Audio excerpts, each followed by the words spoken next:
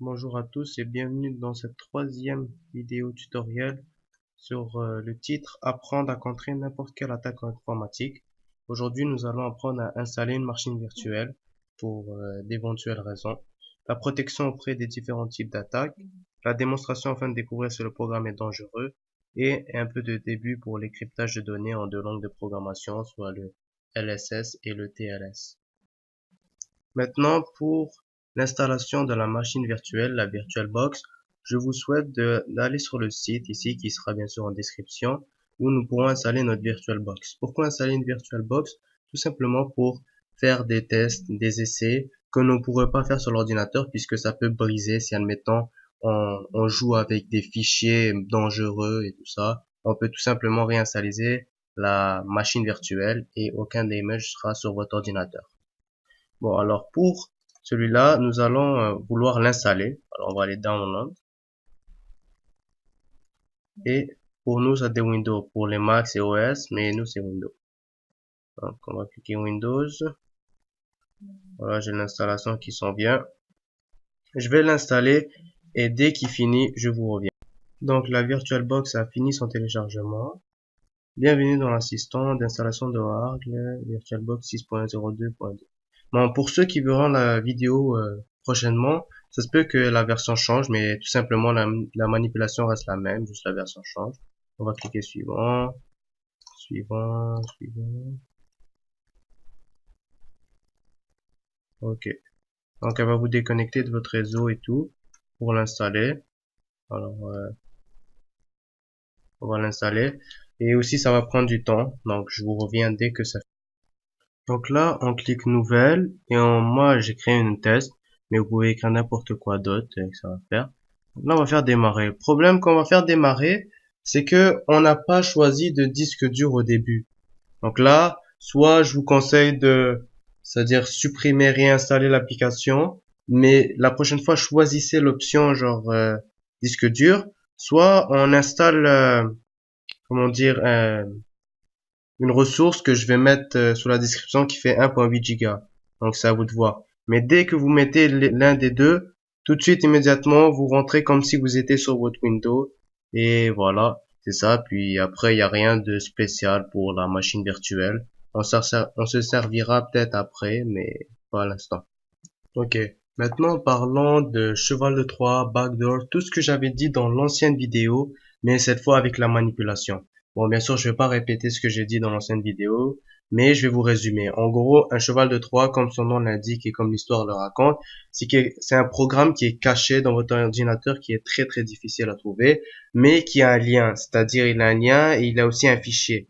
Et là, avec ce fichier, c'est là où on va travailler la manipulation et on y va tout de suite.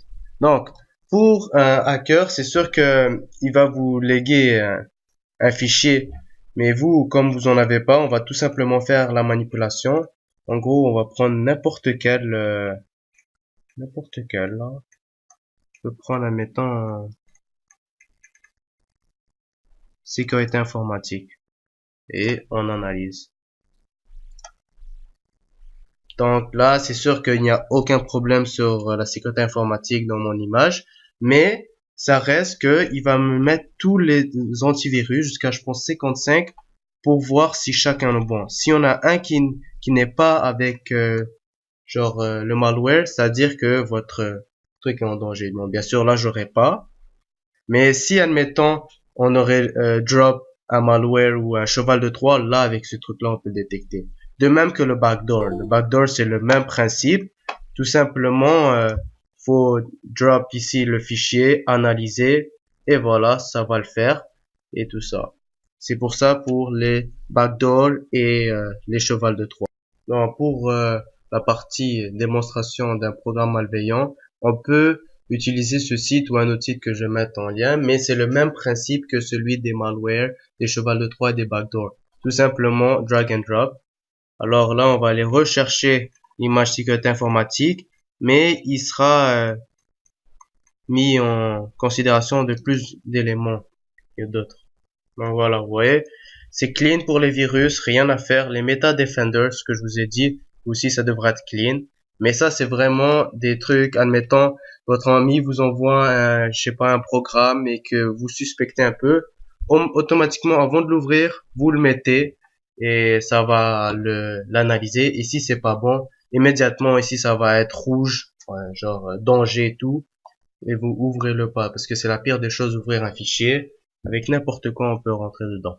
Voilà, les deux sont clean. Maintenant, les seules astuces qui me restent à vous laisser, simplement, vous avez des antivirus, mettez-en, téléchargez les plus performants et refaites souvent. Je pense, vous pouvez mettre des mises à jour de l'antivirus et faire dans les paramètres que l'antivirus se fait automatiquement sans que vous cliquez. Comme ça, il fait un bon vérification. Mais ça, c'est presque le même principe que l'antivirus.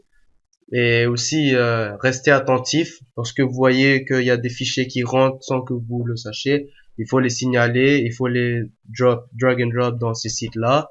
Et ça va être ça, hein, c'est la prudence et l'action. C'est ça que je dirais.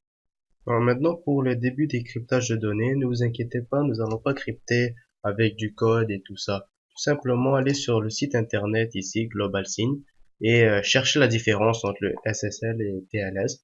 Déjà, je tiens à dire que c'est des échanges d'informations qui se sécurisent. Donc, admettons, si vous avez une entreprise ou quelque chose de bien que vous voulez sécuriser, ben, c'est avec ces codes-là qu'on fait. Bon, bien sûr, le SSS et le TLS, ils ont un nom, mais je vais vous laisser lire mais en gros, c'est ça. C'est des protocoles qui sont utilisés et qu'on peut le voir. Admettons, il y a des manipulations, des commandes et tout. Et c'est ça. On n'a pas besoin de rentrer dans les détails. Mais ça vérifie les certificats des sites internet comme j'avais fait le premier cours. Donc ça, c'était un détail du TLS et SSC. Ici, on peut voir que quand il dit que c'est sécurisé, non sécurisé, et voilà, c'est avec ce site-là. Je vais vous laisser le lien dans la description. Et je tiens à vous remercier pour avoir consulté mes 3 vidéos.